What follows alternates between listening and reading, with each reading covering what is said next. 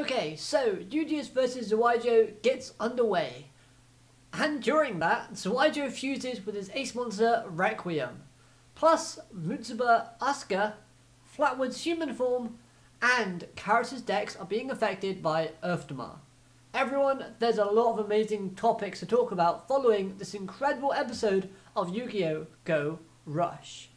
Hello everyone and welcome to Dueling with Downton, and thank you once again for joining me as we talk about episode 12 of the Yu-Gi-Oh! Go Rush anime series. So I want to start off by talking about the duel, as we get a lot of great character moments throughout this duel, coming from both the duelists and the spectators.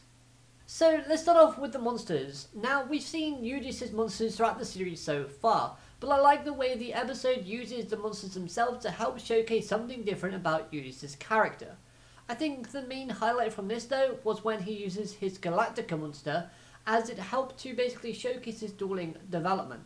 He did a lot of tribute summoning in order to get the full use of this monster's skill, and also thin out his hand so he has a better chance of drawing more cards next turn.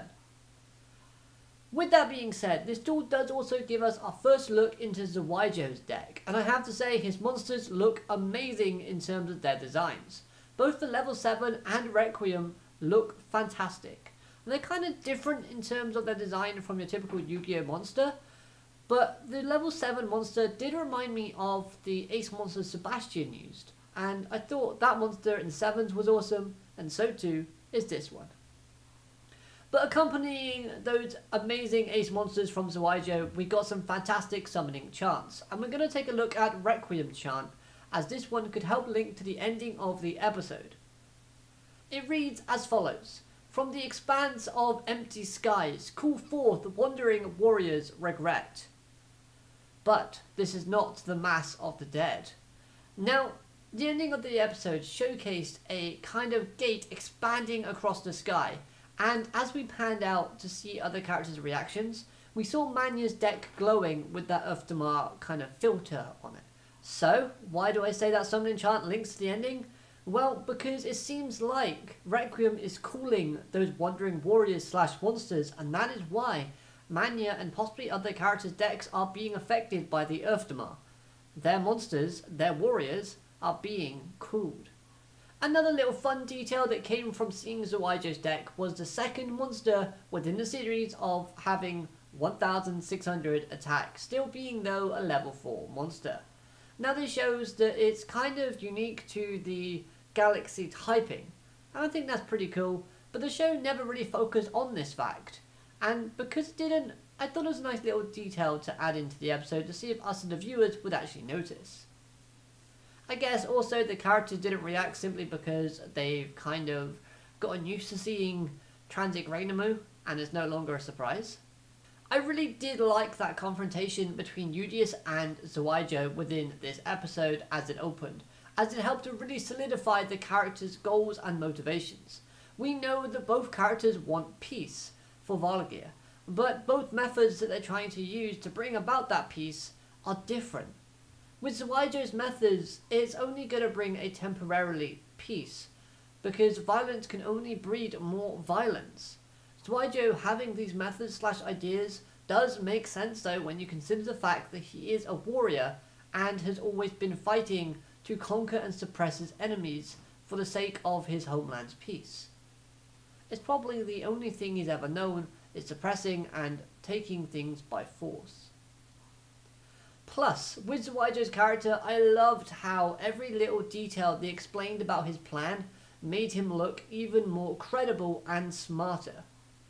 Using the tower because it's the most seen place throughout Mutsuba town, so that he can use it as a spectacle, calling out other aliens to come to his aid and kind of join his side or be crushed by his overwhelming might and the power of Earthduma. Of course, with this showcasing from Zwijo, he wants to create fear in other aliens, and he wants that fear to spread across the entire galaxy. Zwijo is a character that came off very dedicated towards his goals, and he's happy to basically face anyone that tries to threaten his idea and his approach of getting peace. where on the other hand, Yudias was given shine to his dueling development and showcasing of his resolve. He doesn't want to use Earthduma to fight Zwijo. Instead, he wants to show that dueling can bring hope and bring peace without violence. Yudias displayed a lot of courage, resolve, honor, pride, and respect within this episode, to the point where Manabu recognizes Yudias' warrior spirit and Yudias' wishes. Going against the code of MIK, Manabu, instead of getting the higher-ups involved, decides to leave it all up to an alien called Yudias, and believes that Yudias can do it, which is kind of character development for Manabu. Now, moving away from those two characters, I want to talk about Yuki, as this character earned some respect from me within this episode. He was in pain, yet he still did everything he could to help motivate and support Yudias, really showcasing the bond that the two have created over these past 12 episodes. Seeing how much pain Yuki was in through the use of the Earthduma was a little unsettling, as it's not really clear if there are any long-term lasting effects that comes with Yuki feeling this pain of other characters overusing his Earthduma. It was cool, however, learning about the different power levels of Earthduma and how it's based on the time it's had to marinate in the Earthduma substance. You take it all this, dip it in Earthduma, leave it for a bit to kind of marinate and gel in, and hey, you got the power to bring the monsters to life. We learnt this through Flatwood's cooking segment, which was a little bit of fun. It was harmless, I liked it. Now we also got to see the difference in the amount of kind of soaking that Zwijo's monsters got given, because they were a lot more destructive and more aggressive than Chupataro's were. And of course, another added effect that Zwijo got from soaking his Earthduma longer was the fact that he could fuse with his monster. Yes, Zwijo merged with Requiem.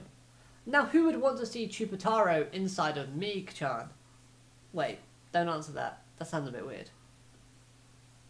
Instead, answer me this. Do you think Flatwood should stay in a human form? Because wow, the design for this human form, for this alien, looks so much better than her other design. Plus, I really like the eyes that the Vargalians have. I think the detail on them are just wonderful. So yeah, I like to see Flatwood in a human form a lot more moving forward. Now then, let's talk about Mutsuba, as it was revealed that Kawitel is in connection with a character who looks just like Asana from Yu-Gi-Oh! 7's, except she's a little bit different. Now, I hear that the name is Asaka, and yes, she does have machine cavalry-like elements to her character, as we see her sitting on a much larger chair that resembles R6. Plus, there are some golden shovels and pickaxes on the wall. I'm still curious if she has any kind of connection with Mr. Tanzaki that we've seen from the Odo household. But if you compare the design for both Asaka and Asana, they do have some different features and some similarities. Asaka has a lighter skin tone and has a slight hint of purple in her hair. However, the two do share the same eye colour and authoritative tone in their voice. I'm really excited to see what role her character is going to play in the series. Hopefully she gets really involved and she is important, because of course the town is named after her, so she has to be important, right? I just can't wait to learn more about her, and honestly, I wasn't sure if we were going to see a character that resembled Asana in the show, especially not this early on. But anyways, let me know what you think about this character in the comments down below. Do you think she knows Mr. Tanzaki of the Odo household? Or do you think they're strangers at this moment in time? Overall, this episode was one of my favourites from Go Rush so far, and I can't wait to see what the next episode brings. Of course, we'll get the conclusion of Yudias versus Zwijo, as it looks like their duel is coming to an end with sword fighting. Okay, sure, why not? We've seen weirder things. We do look like we're going to get more Yuumu and Yuki interaction, which is pretty neat. Plus, I'm excited to see what your thoughts are on this particular episode in the comments down below. Hope you've enjoyed this review. If you have, hit that like button, comment your thoughts, and of course I'll be seeing you next time. Subscribe for more Yu-Gi-Oh content. Have a great day. Alligator, Madane, goodbye.